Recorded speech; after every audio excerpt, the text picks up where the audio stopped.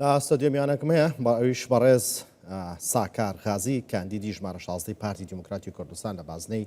هەولێر لەگەڵی داگفتوگۆکەین سەبارەت بە گوتارەکەم ڕۆی سەرۆک وەزیران وەرەوە جێگری سەرۆکی پارتی دیموکراتی کوردستان مەسرور بارزانی و هەروەها بەڕامە پلانی پارتی دیموکراتی کوردستان بەڕێز ساکار بەخێربێت. زۆر سپاس. سپاس ئامادەبوونت. لەماوەی ڕابردوودا زۆر قسە لەسەر جێبەجێکردنی دەستور کراوە و ئەمڕۆژ سەرۆک جێگری سەرۆکی پارتی دیموکراتی کوردستان چەند جارێک باسی لەوە کردەوە کە بێت دەستورۆکە خۆی جێبەجێ بکرێت بۆکەوەی هەیە نەک دژی هەرێمی کوردستان بەکار بێنرێت. ئێوە کوتیمی پارتی دیموکراتی کوردستان کە ئاچنە بەغدا بەرنامە پلانتان چێ بۆی هەر هیچ نەبێ ئەم جارە لەم خۆلەدا بتوانن کە دەستور بۆ شێوەیە جێبەجێ بکرێت کە نووسراوە نەک بۆ شێوەی کە ئەیانەوێ.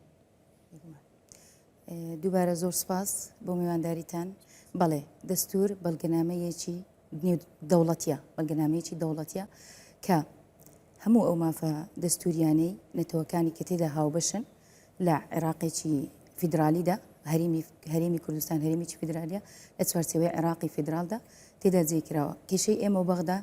ئەو کێشەیە کە دەستور وەکو خۆی جێبەجێ نەکراوە. بێگومان ئێمەی لیستی 275 پارتی دیموکراتی کوردستان داکۆچیکاری ئەو مافە دەستوریانەی هەرێمی کوردستان دەبین خەڵکی کوردستان دەبین لە تەواوی کوردستان لە چەسپاندنی لە دەستوردا. بەڵ پارتی هەمیشە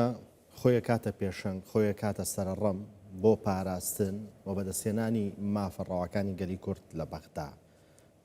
بۆ وڵاتە حیزبی تریتیانێ پارتی هەمیشە خۆیە کاتە سەرڕەم خۆیە کاتە قوربانی بۆ ئەماکە پارتی لەبەر ئەوەی پارتی دیموکراتی کوردستان خۆی بە خاوەنی هەموو هەرێمی کوردستان دەزانێ ئەویش بە پشت ئەستوری بەو متمانە زۆرەی هەزارەها دەنگدەری کە لە تەواوی هەرێمی کوردستان هەمانە کە ئێمە هەمیشە و هەمیشە براوەی یەکەمی حیزبە کوردستانیەکانین چ لەسەر ئاستی هەرێمی کوردستان و چ لە ئەسەر ئاستی عێراقیشدا. ئەوەش سەلمان دیتمان بەوەی کە مەبەستمانە خواستمانە لە داهاتوودا ببین بە خاوەنی میلیۆن دەنگدەر لەسەر ئاستی عێراقدا هەمیشە بە یەکەمی بێ ڕکابەر بمێنینەوە. ئەوەش پشت ئەستورین بەو کردارانەی کە کردومانە وەکو جەنابی سەرۆک فەرمووی ئێمە بەڵێنمان نەداوە جێبەجێمان نەکردبی ئێمە کردومانە ئەو جا باسمان کردێکە ئەوانەمان کردێ لە بۆ تەواوی هەرێمی کوردستان لە هەر شوێنێکی کوردستان تاکێکی کوردستانی تێدابی دەستمان پێی دەگات و ئاوادانیان لۆ دەبینە ئەو شوێنە. ئەمڕۆ مەسرور بارزانی جێگری سەرۆکی پارتی دیموکراتی کوردستان لە گوتارەکەی داوتی پارتی ڕکابەری نەماوە. پارتی بۆ ڕکابەری نەماوە بۆ پێتان وانە بێ ڕەنگە حیزبێکی تر بتوانە ڕکابەری تام بکە. لەبەر ئەوەی متمانەی دەنگدەرانی کوردستان و عێراق بە ئێمە کە ئێمە هەمیشە و هەمیشە براوەی یەکەمین لە هەڵبژاردنەیەک لە دوای یەکەکانی چ پەرلەمانی کوردستان چ پێنج خولی ڕابردووی پەرلەمانی عێراق کە ئێستا ئەمە لە خولی شەشەمداین. پشت ئەستورین بەو کردارانەی کە لە حکومڕانی سەرۆکایەتی پارتیدا بە کە حکومڕانی پارتی هەبوو لە هەرێمی کوردستاندا جێبەجێمان کردیە ئەو حکومڕانیە ئەو خزمەت گوزاریانە کە خزمەتی هاوڵاتیانمان کردێ پێشکەشی هاوڵاتیانمان کردیە مەبەستمانە بیگوازینەوە لە بۆ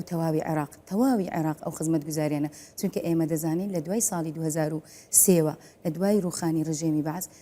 حکوومەتێک لە دوای یەکەکانی عێراق نەیانتوانیوە هیچ خزمەت گوزارێک بە عێراق ناوچەکانی عێراق واتە خوار و ناوەڕاست بگەینن. هەمیشە ئیهمال کراون هەمیشە خزمەت گوزاریان نەگەیشتێ بۆیە ئێمە پشت ئەستورین بە دەنگدەرانمان کە براوەی یەکەمی پارتەکەمان لیستەکەمان لیستی 275 دەبین ئەو خزمەت گوزاریانە دەگوازینەوە بۆ تەواوی عێراق چونکە هەم جەنابی سەرۆکی هەرێم هەم جەنابی کاک ڕێزدار مەسرور بارزانی بە ئێمەی گوت ئێوە تەنها نوێنەرایەتی هەرێمی کوردستان ناکەن بەڵکو ئێوە دەبن بە نوێنەری عێراق کە پشت ئەستورین بە دەنگدەرەکانمان چونکە بە کردار سەرمان دیتمان بە کردار وەڵامی دەنگدەرانی خۆمان دایتەوە هەمیشە بەڵێنێکمان نەدایە جێبەجێمان نەکردبی بەڵکو بەڵێنمان نەداوە کردارمان جێبەجێ کردووە اینجا گوتیتمان ئێمە ئەوانەمان کرد. لە هەڵبژانی پەرلەمانی کوردستاندا زۆر وتیان ڕایانەگرین و ئەیان ڕوخێنین و کۆتاییتان پێهێنن توانیان پارتی ڕابگرن پارتی بوەستێنن نەخێر لەبەر ئەوەی ئێمە حزبێکین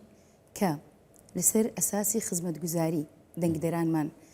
ڕاهێناوە هەمیشە دەستی ئاوادانیمان بەبێ جیاوازی لە هەموو ناوچەکانی کوردستان کە ئێستاش باسم کرد مەبەستمانە بیگەینینە عێراقیش ئێمە کردومانە لەوانە پرۆژەی ڕووناچی کە ئێمە جێبەجێمان کردووە ئێستا باسی دەکەین دەستکەوتە و باسی دەکەین کە هەمومان سوودی لێ دەبینین هەموو ماڵەکانی پێڕۆناکە ماڵی نارەکان نیشمانی پێڕۆناکە خزمەتگوزاری پشتێنەی سەوزایی ئەوە ئێمە بووین جێبەجێمان کردووە خزمەتگوزاری نهێشتنی کەمی کێشەی بێ ئاوی لە تەواوی هەولێری پایتەخت کە چارەسەر کراوە بنبڕکراوە ئەوانە دەستکەوتی ئێمەی هەمان پرۆژەش بۆ سلێمانی لە کارکردندایە کەواتە ئێمە بەبێ جیاوازی دووبارەی دەکەمەوە بەبێ جیاوازی حزبەکەمان پارتەکەمان حکومڕانی ئێمەی پارتی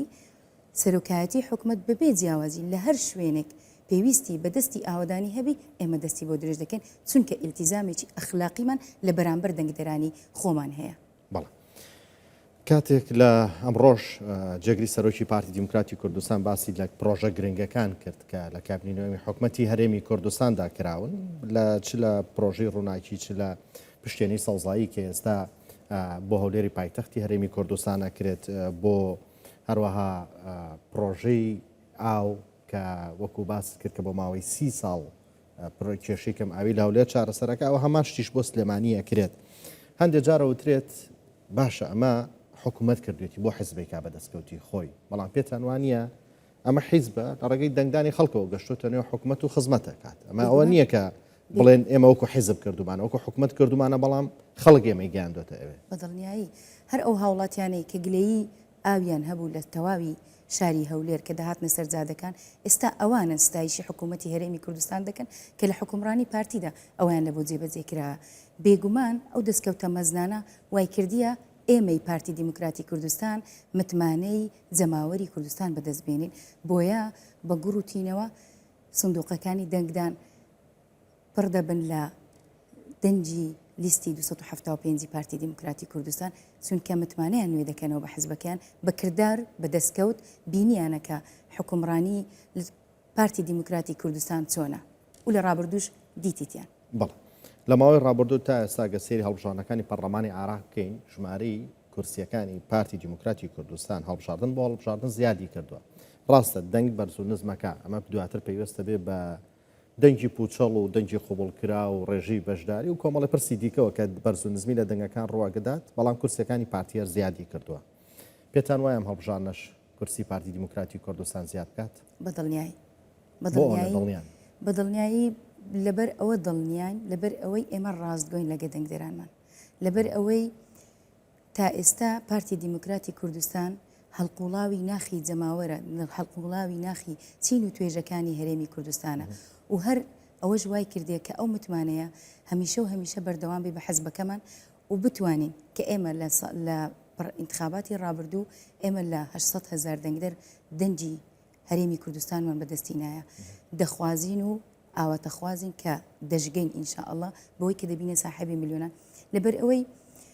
هەرێمی کوردستان بە ویژدانەوە هاوڵاتیانی کوردستان هاوشاریانمان بە ویژدانەوە دەنگ بە پارتەکەمان دەدەن بەوەی دێن بەراوردێکمان دەکەن لەگەڵ شارەکانی تری عێراقدا بە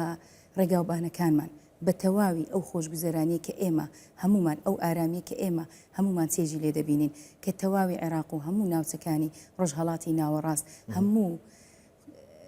قونسولیە و هەموو کۆمپانیا جیهانیەکان ڕویان لە هەرێمی کوردستان کردیە چونکە بە ناوچەیەکی ئارام دەزانن بە ناوچەیەکی دەزانن کە مافەکانیان پارێزراوە بۆیە جەماوەری کوردستان ئەوانە هەموو دەبینی باشترین هەڵبژاردننی پارتی دیموکراتی کوردستانە بۆیە پشت ئەستورین کە ئەو جارەش براوەی یەکەمی بێڕکابەر دەبین هەم لە تەواوی هەرێمی کوردستان هەم لە سەرتانسەری عێراقیش. بەڕێز ساکار غازی کاندیدی ژمارە 16 پارتی دیموکراتی کوردستان بەخێراتم و سۆدی کوردستان سپاس بامەدەبوون زۆر سپاس بەخێراتی سپاس.